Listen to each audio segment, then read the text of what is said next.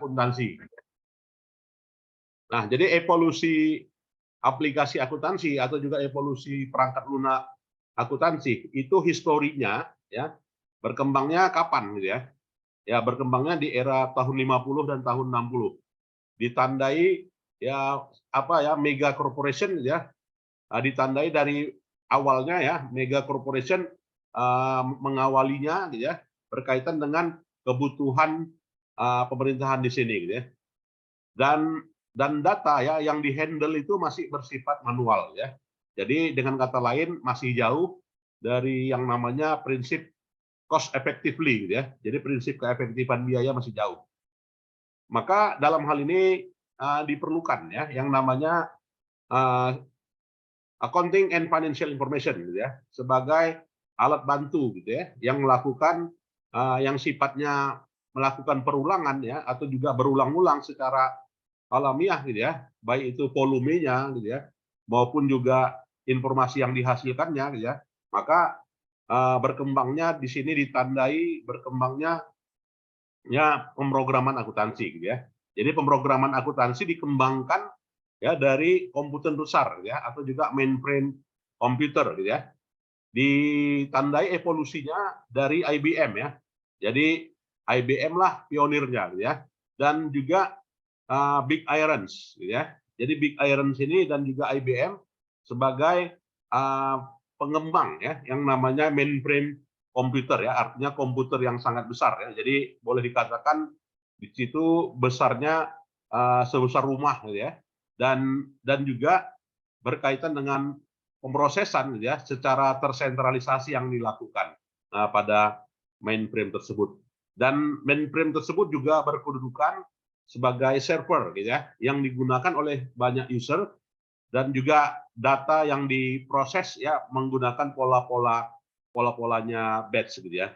Dan para user di sini mensubmit atau juga mengirimkan data ya menggunakan beberapa terminal ya dan juga beberapa pemrosesan yang berdasarkan pada ukuran dan juga prioritas pekerjaan tersebut ya.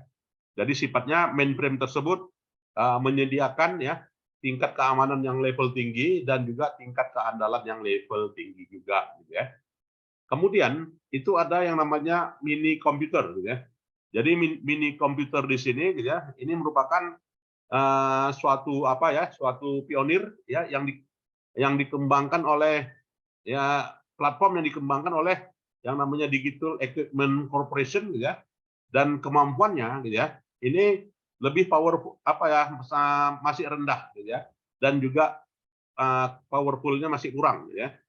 Dan hubungan antara mainframe dengan juga mini frame tadi gitu ya, ini juga belum apa ya, belum terkoneksi secara sempurna gitu ya. Dan tujuannya di sini adalah kita bisa membedakan ya bagaimana cara kerja antara keduanya gitu ya. Nah, jadi inilah histori dari accounting software ya. Jadi boleh dikatakan IBM ya dan juga Big Iron ini merupakan pionir yang namanya mainframe gitu ya. Sedangkan mini komputer dikembangkan oleh perusahaan yang namanya ya Digital Equipment Corporation. Nah, ini evolusinya ya, histori dari aplikasi akuntansi ya. Dan kalau kita lihat ya, inilah bagaimana siklus pengembangannya ya. Jadi baik itu perangkat lunak maupun juga perangkat keras ya tahun 60 ya, evolusinya pertama kalinya yang sifatnya tersentralisasi. Kemudian tahun 80 dengan tahun 90 berkembangnya mini komputer ya atau juga disebut dengan micro komputer yang dalam hal ini mendistribusikan ya, mendistribusikan antar jaringan ya dan juga melakukan sharing ya dari konfigurasi dalam bentuk local area network. Tahun 88 dan juga dengan tahun 95 ya. Ini berkembang yang namanya evolusi yang namanya server ya. Jadi bukan lagi mainframe, bukan lagi juga micro komputer yang sifatnya hanya local area network ya, tetapi sudah wide area network. Nah, jadi wide area network tahun 88 dengan tahun 95 ya. Jadi berkembang juga selaras dengan yang namanya server gitu ya. Jadi server di sini mendistribusikan ya mendistribusikan atau juga mensupport terhadap personal komputer yang didistribusikan antar jaringan juga, gitu ya, dan dikenal yang namanya server, ya. Lantas tahun 1995, ya, selain dari client server, wide area network, LAN, LAN WAN, client server, gitu ya, juga berkembang yang namanya browser, gitu ya. Jadi browser itu tahun 93, ya, tahun 95, ya, berkembangnya browser dan juga berkembangnya triple W, ya, triple W atau juga disebut dengan URL, ya, atau juga Uniform Resource Locator, dan juga the Internet Sites, ya. Jadi tahun 95 itulah yang dikembangkan namanya mixer mainframe dan juga PC supported, gitu ya. Jadi mendistribusikan secara tersentralisasi. Nah, ini.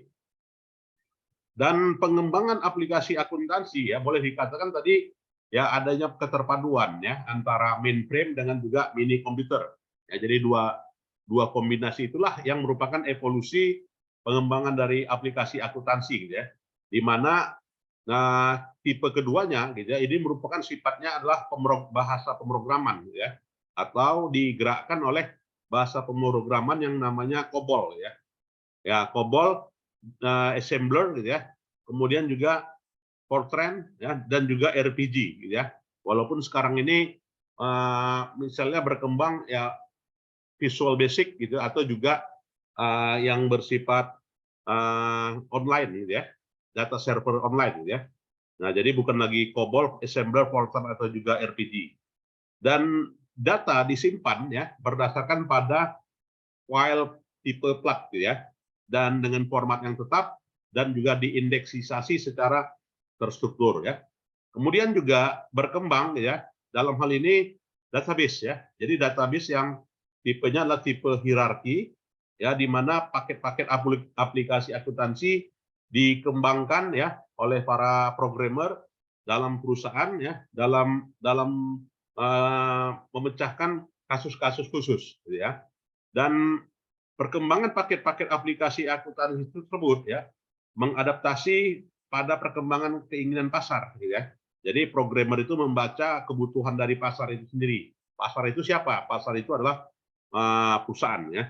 Dan keinginan untuk mengembangkan sistem atau juga pemrograman itu secara berkala juga dimodifikasi dan juga diperbaharui. Jadi secara umum itu adalah siklusnya berkaitan dengan perencanaan, modifikasi, maintain, dan juga update, ya, yang menghasilkan sistem yang lebih rigid, ya, lebih fleksibel, dan juga lebih mudah, ya, aksesnya, ya.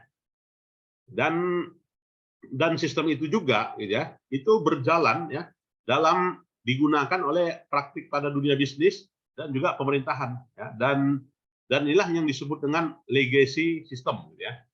Jadi legacy system itu sistem yang sudah diakui, ya, oleh dunia bisnis dan juga di dunia pemerintahan. Itu disebut dengan legacy system. Jadi terminologi ini tidak hanya berdasarkan pada definisi standar, ya, tetapi juga mengacu pada, ya, sistem komputer yang berbasis pada perangkat keras yang lama dan juga teknologi perangkat lunak, ya, yang dasarnya itu adalah berbasis mainframe, gitu ya. Jadi mainframe dan kekuatannya, ya, digerakkan, ya, oleh generasi pemrograman paket bahasa generasi tingkat 3. Itulah tadi yang disebut dengan COBOL, assembler, Fortran, dan juga RPG, gitu ya. Nah, itu. Dan terminologi lama ini, ya, itu dikatakan sifatnya adalah terminologi yang relatif, gitu ya. Jadi terminologi yang sifatnya relatif dalam waktu tertentu secara potensial membentuk yang namanya legacy system, ya. Dan internet ini dibuat, ya, dalam sistem yang dikembangkan tahun 90-an, ya. Tahun 90-an, di mana inilah yang dikatakan dengan legacy system. Dan banyak praktik bisnis, gitu ya, ini menginvestasikannya secara terus-menerus dan dikembangkan dari legacy system itu. Jadi tidak hanya tidak hanya berkaitan dengan terkait dengan masalah uang ya, tetapi juga masalah investasi ya, keuangan, tetapi juga masalah pengembangan sistem yang baru ya. Jadi legacy sistem tersebut misinya itu adalah secara kritis ya, sebagai sebuah aplikasi, dan Excel ya di sini bentuk nyatanya ya, pionirnya juga ya, yang bertugas banyak memproses transaksi ya. Jadi Microsoft Excel itulah boleh dikatakan ya sebagai legacy system yang pionir gitu ya, dan boleh dikatakan sampai sekarang gitu ya. Excel itu punya peranan yang penting ya, dan dari sistem yang lama terdisruption ya, artinya tersingkirkan ya, atau terpinggirkan, di mana dampaknya adalah Excel ini berperan dominan ya. Dan dengan kata lain juga kita lihat ya bagaimana metode pengorganisasian data di sini gitu ya, itu dengan metodenya flat file gitu ya, kemudian juga dengan metode index structure ya, kemudian juga dengan metode visual storage access method ya, hierarchical database ya, network database, relational database, sampai pada data mart ya. Nah, ini kita lihat ya bagaimana pengembangan atas data gitu ya. Lalu legacy system itu juga ya beroperasi ya, yang berkaitan semakin banyak ya fungsi-fungsinya, dan fungsinya tersebut ya dikembangkan secara terus-menerus sehingga boleh dikatakan sistem tersebut mahal ya. Nah, jadi sejak dari pemrograman mainframe maupun juga mini komputer gitu ya, ini sangat mahal ya, terutama dikembangkan oleh para programmer ya, dan juga punya kaitan dengan beberapa bagian-bagian dari personal komputer yang ada. Dan aplikasi tersebut boleh dikatakan sangat sulit dimodifikasi ya. Karena apa? Ya karena sudah dikembangkan secara baku ya, membentuk yang namanya legacy tadi udah jadi ya. Dan tidak seluruh legacy system itu bisa diubah ya. Sehingga pada waktu tertentu legacy system itu harus diakselerasikan dengan kebutuhan yang ada ya, artinya bersifat fleksibel ya. Jadi hal yang mendasar adalah dua pendekatan ya, di mana legacy system itu boleh dikatakan sudah sudah sebuah sistem yang eksis, di mana organisasi sudah melakukan migrasi ya, sudah masuk ya menggunakan perangkat lunak yang baru dan juga platform perangkat keras ya, dan juga secara umum utilitasnya membentuk paket-paket ya, atau juga dalam bentuk software paket. Dan pada fase ini merupakan awal ya, yang disebut dengan pendekatan Big Bang, di mana pendekatan ini seluruh sistem itu bisa dirubah dalam satu waktu ya, dan juga secara spektakuler kesuksesan secara teknik ini juga bisa terjadi ya. Opsi yang kedua yaitu dilakukan dengan melakukan modernisasi ya, modernisasi atas keberadaan legacy system, dan juga restrukturisasi, kemudian juga re-engineer, kemudian melakukan rejuvenate ya, atau juga re-architect atas keberadaan legacy system tersebut ya. Dan perbedaannya adalah menggunakan teknik ya, yang dimana tekniknya disebut dengan rewrite ya. Jadi melakukan perulangan pemrograman ya. Jadi atau juga mengubah kode-kode program yang lama ya menggunakan paket bahasa yang baru, kemudian juga ditransmisikan ke dalam bisnis, dan juga menggunakan perangkat keras, di mana perangkat keras itu dikembangkan untuk mengembangkan sistem yang baru secara terus-menerus ya. Jadi pionirnya di sini dilakukan oleh yang namanya Load Corporation ya. Jadi Load Corporation ini melakukan migrasi dari peranan dari legacy system tersebut ya, di mana Load di sini sudah beroperasi 75 tahun ya, dengan model perusahaan multinasional dan menggunakan teknologi tingkat tinggi gitu ya, yang beroperasi di bidang mekanik dan juga kimia ya, di penerbangan, transportasi, dan juga industri kimia ya. Dan LUT di sini menginvestasikan atas legacy system ya dengan menggunakan yang namanya perangkat man-man dan juga DIGPAC ya. Jadi man-man dan DIGPAC ini adalah apa ya, suatu divisi mekanik di mana model LUT legacy sistemnya dengan model seperti gambar 3 sebagai berikut ya.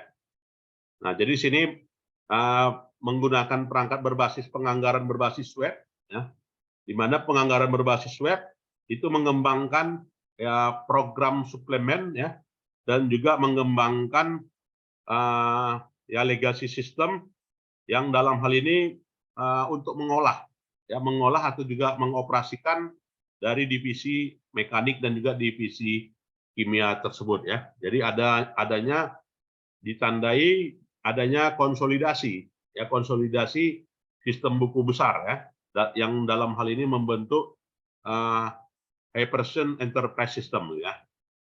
Nah, ini model legacy system yang dikembangkan oleh LUT tadi gitu ya.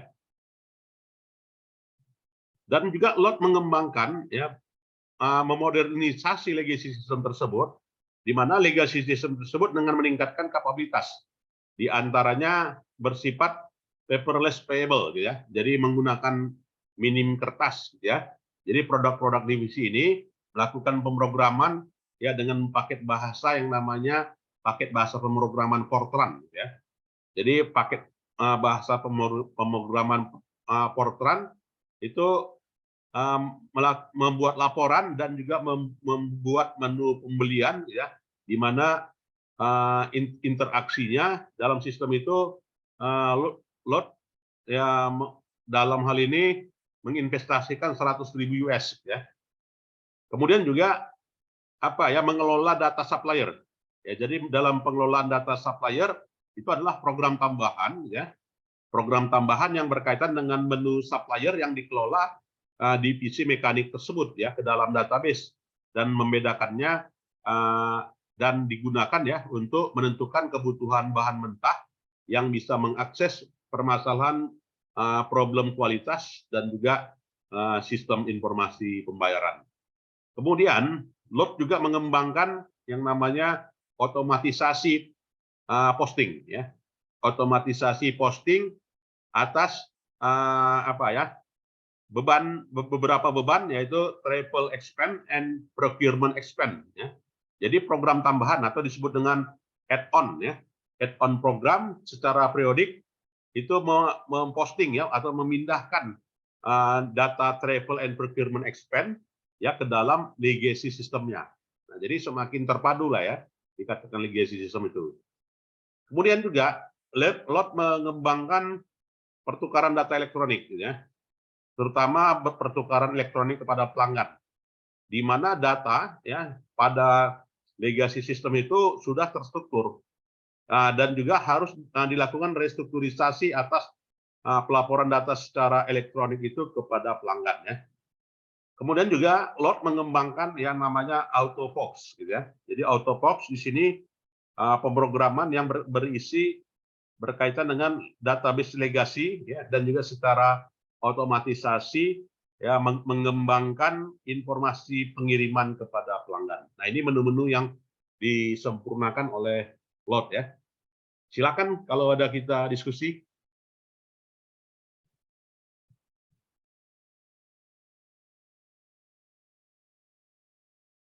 Oke ya, itulah apanya ya, evolusinya ya. Jadi LUT itu pionirnya pengembangan aplikasi akuntansi ya. Nah, itu bisa kita simpulkan ya.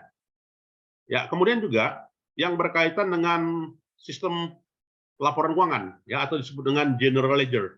Jadi pengembangan dari sistem general ledger di sini di antara berbagai jenis departemen yang ada ya, itu dilakukannya yang namanya consolidated ya. Jadi consolidated yang ada pada sub-subsistem yang ada di perusahaan itu. Dan pengembangan pelaporan ya yang berbasis disebut dengan Cognos Power Play gitu ya, atau juga Crystal Report. Nah, jadi Crystal Report itu adalah aplikasi pelaporan gitu ya. Sama juga kalau kita melakukan pemrograman Visual Basic gitu kan. Jadi dalam pemrograman Visual Basic, Cognos atau juga Crystal Report ini lazim ya, digunakan untuk menu pelaporan. Jadi pemrogramannya menggunakan Visual Basic, ya, sedangkan pelaporannya menggunakan aplikasi Crystal Report. Nah, Cognos juga melakukan hal itu, gitu ya. Dan sistem pelaporannya tersebut, gitu ya, di apa ya, tergambar secara menggunakan aliran, artinya di sini internet workflow software ya, digunakan ya untuk mendesain beberapa perkiraan piutang ya, perkiraan hutang dan juga menu purchase order ya, tergambar secara workflow ya. Dan proses penganggaran juga di sini menggunakan berbasis pada yang namanya penganggaran berbasis web atau disebut dengan web-based tool develop ya, in-house ya. Jadi in-house ini pengertiannya pengembangan sendiri gitu ya, penganggaran yang tidak beli ya, tetapi dilakukan pengembangan secara internal oleh programmer internalnya gitu ya. Itulah evolusinya ya. Jadi load corporation ini ya, saya kurang tahu juga ya, load corporation ini apakah masih ada atau tidak ya sekarang. Nah, boleh aja nanti di trace ya, silakan dicari ya keberadaan dari load corporation ini saat ini, karena load corporation inilah pionirnya apa ya, pionirnya aplikasi akuntansi ya. Nah ini. Kemudian di tahun 80-an ya, bahwasanya microkomputer itu datang ya, tiba gitu ya. Dan melakukan perhitungan ya. Nah, perhitungan pada level personal komputer. Nah ini ya. Jadi pada personal komputer yang dalam hal ini paradigmanya adalah berdasarkan pada teknologi informasi terkait dengan apa ya, pemahaman atas utilitas dari teknologi informasi itu. Jadi secara individual PC itu terkoneksi gitu ya, antara satu PC dengan PC yang lain.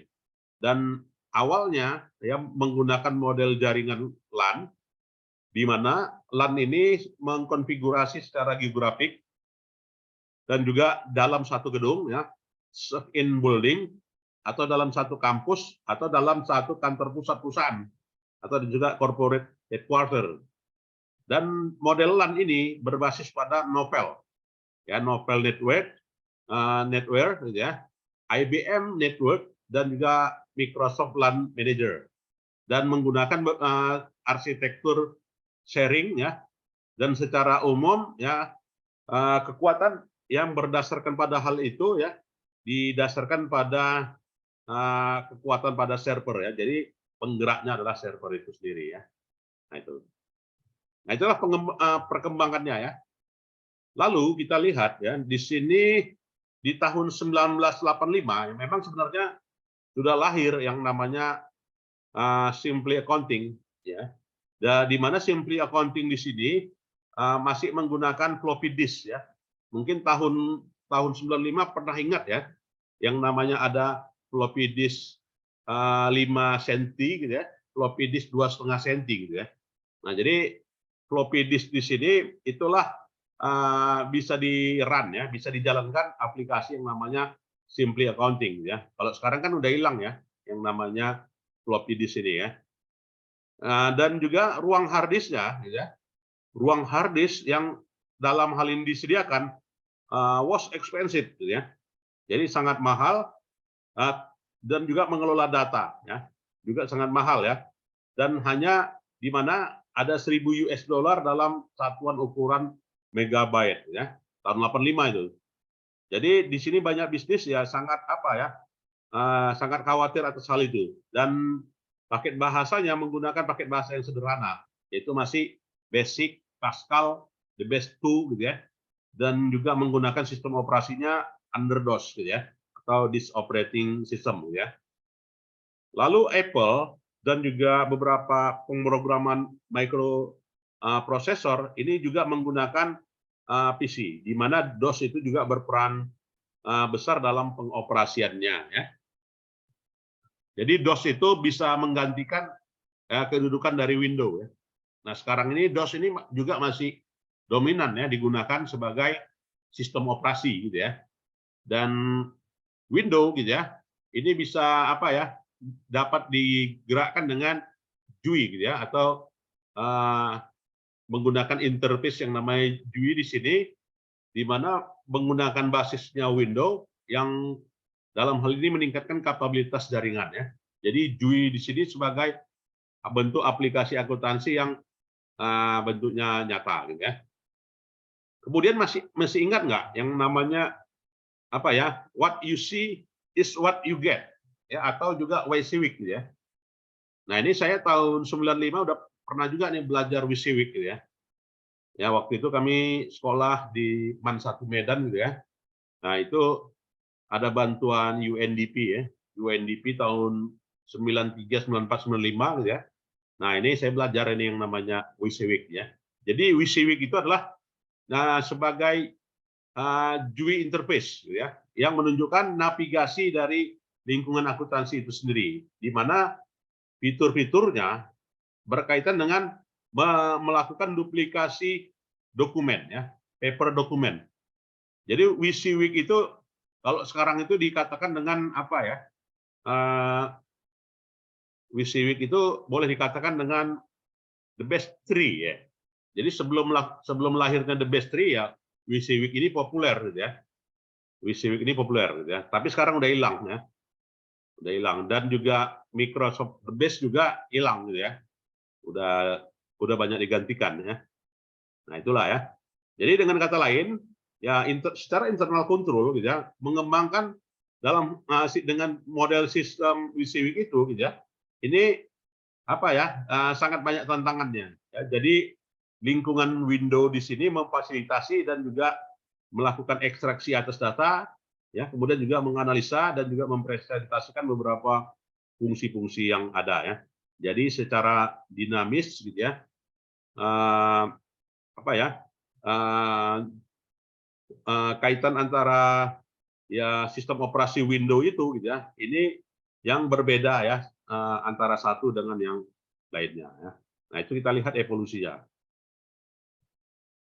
Nah, kemudian setelah WYSIWYG ya, karena berkembangnya yang namanya client server tadi ya, maka client server itu pun juga digantikan ya oleh yang namanya DBMS ya, pernah dengar ya, database management system ya kan. Nah, di mana database management system itu adalah disebut dengan relational database ya. Jadi menghubungkan antara database satu dengan database yang lainnya, yang terhubung satu dengan yang lainnya itu disebut dengan relational database ya. Jadi relational database itu membentuk server ya, dan server itu mendistribusikan beberapa file. Ya, selanjutnya dari dalam beberapa file itu terdapat query ya yang merespon atau juga didistribusikan, dan query tersebutlah ya menggunakan beberapa form bahasa pemrograman, yaitu form bahasa pemrograman SQL ya. Dan dalam lingkungan ini ya, aplikasi ini berjalan ya dengan berkat bantuan yang namanya server dan juga client. Jadi server and client. Dan skala ini disebut dengan skala yang sangat fleksibel sekali gitu ya, dan bisa mengelola data dalam jumlah yang banyak.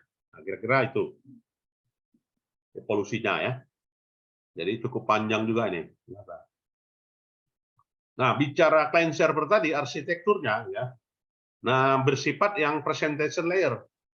Ya, kalau dia client server yang bersifat presentation layer, ya di sini bisa mendownload data, gitu ya, bisa mengirimkan data, upload, bisa menampilkan data, dan juga bisa memproses. Nah, sedangkan application layer yang sifatnya sini memproses data secara logis, ya, kemudian juga membuat aturan bisnis, ya, kemudian juga memvalidasi data dan juga mengkoreksi dan juga apa ya, membantu pertukaran pesan. Sedangkan database layer ya fungsinya manajemen data, ya, storing data, security, integrity, and administration. Nah, jadi di sini client server yang model database layer ini lebih apa ya?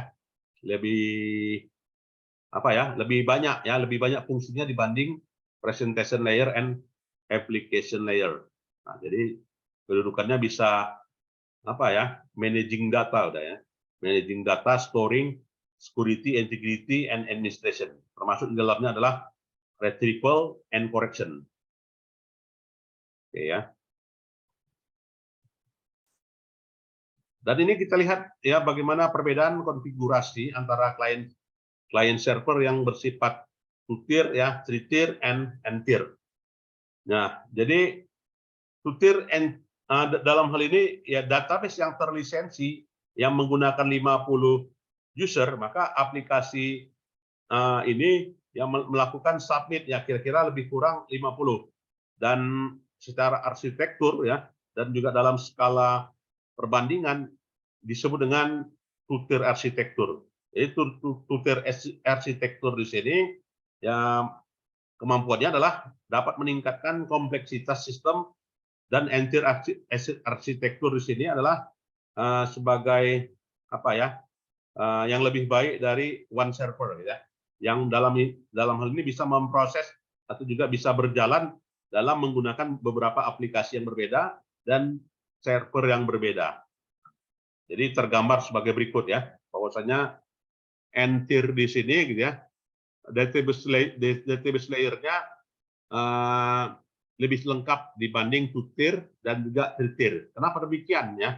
Karena dalam hal ini banyak ya sub layer yang bisa dioperasikan pada konfigurasi N-tier ya dibanding 2-tier dan juga 3-tier. Nah, ini.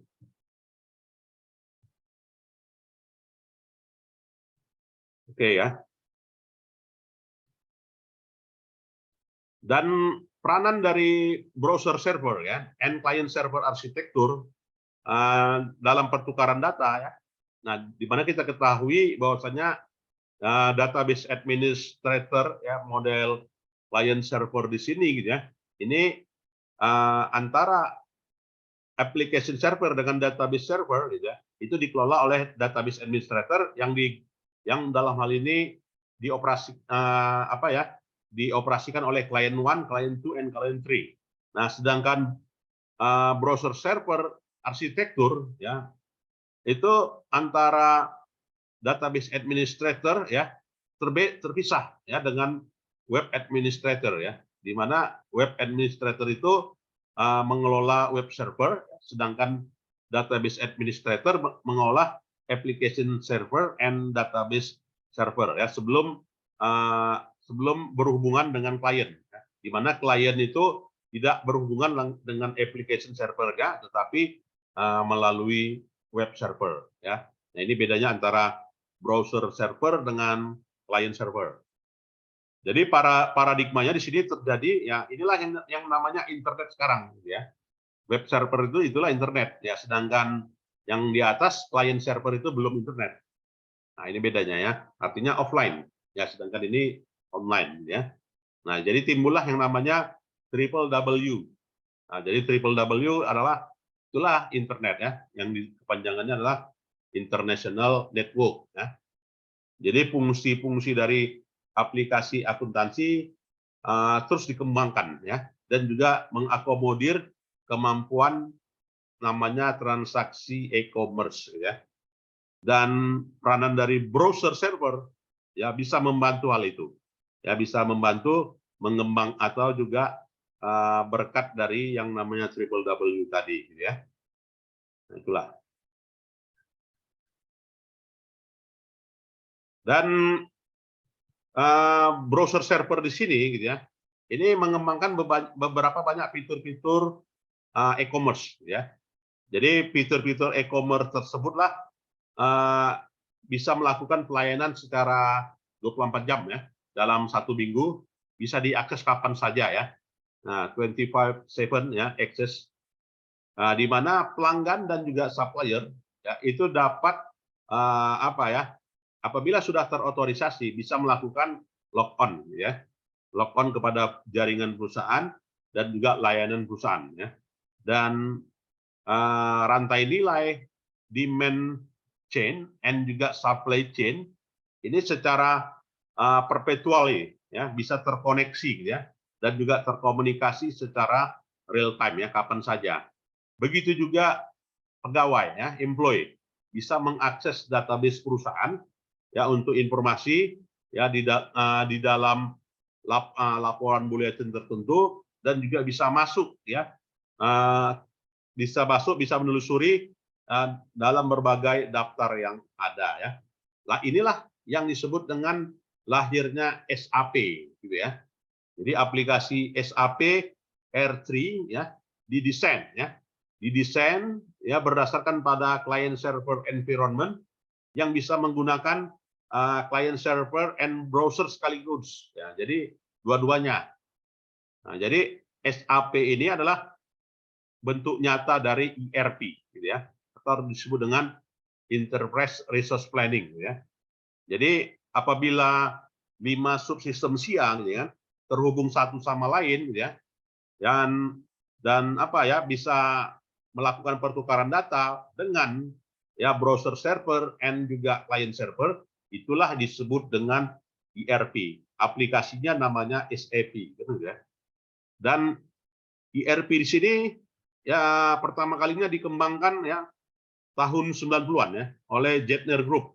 Jadi pionirnya ERP apa ini ya SAP itu adalah Gartner Group. Ya, Gartner Group tahun 90-an.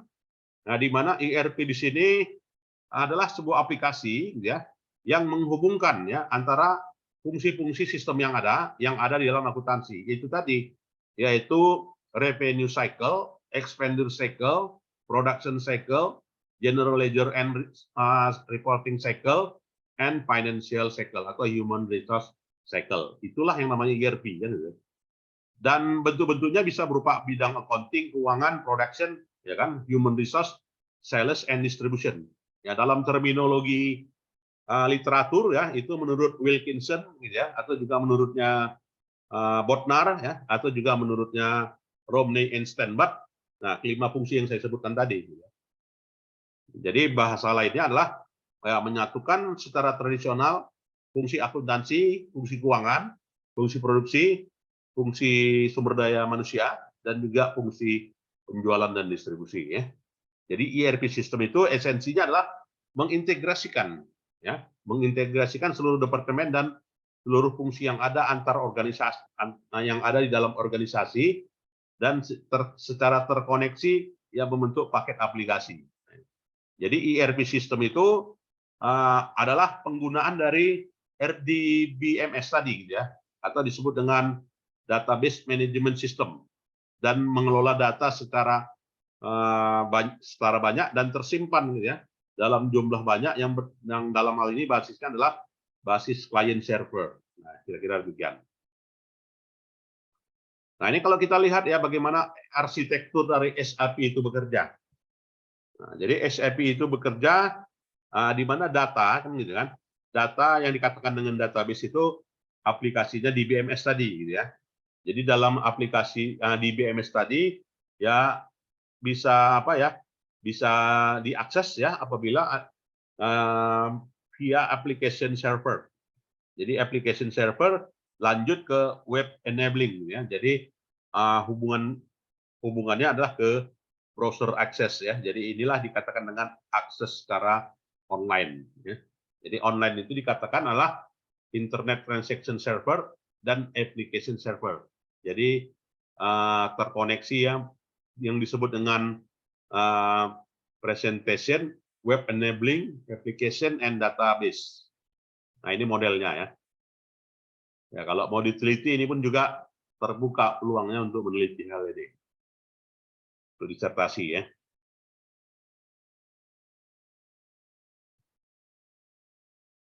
Dan permasalahan pada unit kalau itu kan tadi bicaranya adalah besar, gitu kan, perusahaan besar. Nah, bagaimana perusahaan kecil? Ya, aplikasinya berkaitan dengan itu, ya ada masalah untuk many small medium size business, ya terkait dengan aplikasi di sini, gitu ya. Bahwasanya instalasi, konfigurasi, upgrade, ya maintenance, security, backup requirement untuk unit untuk skala bisnis itu, ya tentu saja ada permasalahan. Permasalahannya adalah expensive, mahal, gitu kan. Jadi kalau perusahaan besar bolehlah bisa apa gitu ya terjangkau. Ya tetapi untuk perusahaan yang skala kecil atau UMKM lah dikatakan ya tidak mampu kan gitu ya. Maka lahirlah yang namanya the lower level accounting software, ya. Jadi the lower level accounting software di sini, ya, itu datang, ya, menutupi kelemahan yang dikelola oleh SAP tadi, database engine tadi, gitu ya, yang hanya untuk skala besar. Maka fitur-fiturnya dikembangkan dengan model ESP, gitu ya, dan juga berbasis web accounting software, ya. Dan ini merupakan solusi, gitu ya, atas biaya dan manfaat untuk perusahaan yang skalanya kecil, ya. Nah, jadi bentuknya lahirlah yang namanya Oracle. Jadi SAP itu skalanya besar, gitu ya. Sedangkan Oracle itu untuk kecil, gitu ya, tetapi bisa basisnya online. Namanya nama lainnya disebut dengan NetLedger di tahun 98. Dan NetLedger ini adalah awalnya dimulai dari hal yang kecil, ya, sampai pada yang besar. Dan kemampuannya itu secara terstandar bisa menggerakkan beberapa modul-modul akuntansi yang ada dan juga modul gaji, gitu ya. NetLedger secara umum itu bisa menambahkan, ya, kemampuan dari versi-versi sebelumnya. Jadi Oracle menawarkan berbagai jenis produk, ya, di mana disebut dengan Oracle Small Business Site, NetLedger, ya, NetCRM, ya, NetSite, NetLedger Advanced Accounting, ya. Jadi mesin database di sini menggunakan disebut dengan database Oracle, ya. Tapi kalau orang Jawa bilang Oracler, gitu ya. Ya karena kerjanya nggak selesai-selesai, ya. Nah, jadi database model apa ini, ya, Oracle di sini, ya, dianggap memiliki kemampuan yang setara, ya, database yang mumpuni, gitu ya, atau disebut dengan powerful database, ya, untuk perusahaan skala kecil, ya. Dan Oracle di sini, ya, itu bisa di-upgrade, bisa di-maintenance, ya, bisa di-backup, kemudian juga termasuk di dalamnya adalah dari level keamanan juga ikut mumpuni. Nah, itu, ya. Nah, beberapa aplikasi Oracle diantaranya, ya, Akpak, ya, itu disebut dikeluarkan oleh Best Software. Akpak di sini, ya, berbasis web, kan, gitu ya. Nah, saya nggak tahu nih Akpak ini masih ada atau tidak, gitu ya. Tapi sepertinya nggak kedengaran lagi, gitu ya. Peachtree, ya kan, Peachtree Accounting, nah itu semuanya dulu ada, gitu ya.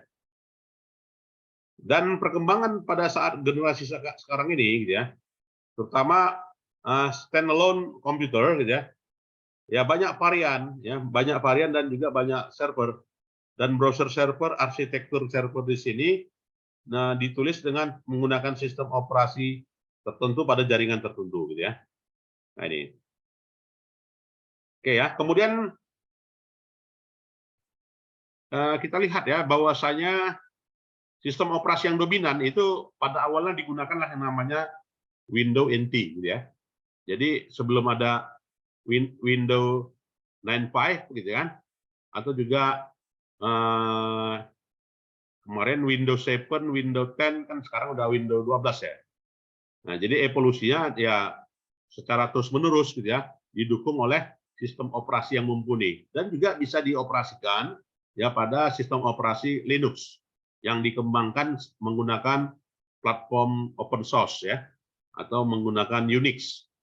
Nah, jadi Unix di sini aplikasi akuntansi tersebut itulah lahir yang namanya Macintosh, ya, dan juga IBM platform, ya. Jadi database sistem akuntansinya itu didasarkan pada Btrip, ya, Pervasive, Microsoft SQL, Microsoft Access, ya, IBM DB2 dan juga Oracle, ya. Dan juga beberapa pengembangan program mengembangkan dengan menggunakan Visual Basic, Fox Pro, Java, ya, dan juga berbasis pada orientasi yang menggunakan berbasis web, ya. Nah, inilah kalau kita lihat, ya, beberapa vendor penyedia jasa aplikasi akuntansi, ya.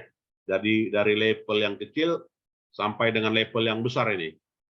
Jadi pada level yang kecil, gitu ya, kita lihat level besar itu SAP, SAP, ya. Level perusahaan multinasional itu SAP. Oracle, Lawson Software. Untuk perusahaan yang skala menengah, Great Plains, Exact ya, Macola ya, Segi Software, Traverse Open System. Nah ini saya nggak tahu ini apakah masih ada atau enggak gitu ya. Karena ya udah jelas ya sifatnya komersil, untung rugi kan harus banyak dipertimbangkan dan juga skala penggunanya. Nah untuk skala bisnis kecil, small business and home small office itulah Big Easy Accounting ya kan. Kemudian juga MIUB Accounting, Peachtree gitu kan, QuickBook ya, Quicken kan gitu kan. Atau Zahir ya kan, atau sekarang ada yang namanya apa? Accurate ya kan, Accurate Accounting. Nah, itu juga skala small business and home small office ya. Nah, cuman bedanya pemrogramannya dari negara mana ya kan. MIUB ini Australia ya kan, Accurate Indonesia. Tapi banyak menu-menunya saling contoh itu satu sama lain. Nah, itu ya. Nah, itulah yang bisa kita simpulkan ya dari apa ini ya. Dari topik ini ya dengan kesimpulannya ya bahwasanya evolusi aplikasi akuntansi tidak lepas dari yang namanya komputer mainframe ya, server gitu ya. Kemudian juga berbasis web based gitu ya. Dan juga beberapa aplikasi itu akuntansi itu ada di level multinasional ya, level large ya, level medium large ya, sampai medium level small office ya. Nah, ini beberapa contoh-contohnya ya. Ya, mungkin ada yang mau kita diskusikan, silakan. Nah, ini kita lihat struktur penggeraknya ya, secara model ya, menggunakan model modul business function, ya modul accounting ya, modul pelanggan ya, dan juga modul e-commerce. Jadi yang namanya bisnis modul meliputi fungsi treasury function ya, fungsi kebendaharaan. Nah, itu bisnis modul ya. Production and planning, ya, bisnis function modul ya. Sedangkan customize tool ya, itu adalah modifying ya, data impact dan juga customizing screen ya. Nah, itu ya, nah, bisa dibaca sendiri ya. Nah, jadi kesimpulannya itu juga ditambahkan adalah bahwasanya fungsi yang pertama bagian akuntansi itu adalah otomatisasi ya, yang berdampak pada teknologi informasi. Dan aplikasi akuntansi tersebut itu dalam beberapa dekade gitu ya, itu terus dikembangkan sesuai dengan keinginan penggunanya ya, yang difokuskan pada penyajian informasi bisnis perusahaan ya. Dan aplikasi akuntansi tersebut yang berbasis pada mainframe lama ya, yang dalam hal ini sering disebut dengan legacy system ya. Dan aplikasi akuntansi tersebut berubah perkembangannya seiring dengan sampai pada level PC dan juga client server ya. Nah, itu yang bisa kita simpulkan ya pada pertemuan di malam ini. Dan akhirnya ERP system itulah ya sebagai pelaksana ya dari beberapa modul-modul akuntansi tersebut yang menyatukan dari beberapa modul-modul tadi ya. Artinya modul akuntansi, modul keuangan, modul bisnis, nah itu semua menyatu ya dalam konfigurasi yang namanya ERP system. Ya, baik, ada yang mau kita diskusikan? Silakan Bapak Ibu, adik-adik mahasiswa program S3. Oke ya, untuk komting untuk itu silakan di absen dan nantinya sampaikan pada Pak Ari ya, siapa yang hadir Pak Arifa ya. Siap, sudah Pak, sudah saya capture. Pak Cesar ya. Oke. Baik, saya kira itu saja lah ya, kalau tidak ada lagi yang berdiskusi yang lain ya, kita sudahi lah ya pertemuan malam ini. Prof, ya silakan. izin bertanya di luar topik boleh, Prof? Oh ya, silakan Bu. Kemarin kita kan diarahkan untuk buat pengabdian, Prof. Nah, Benar. kemarin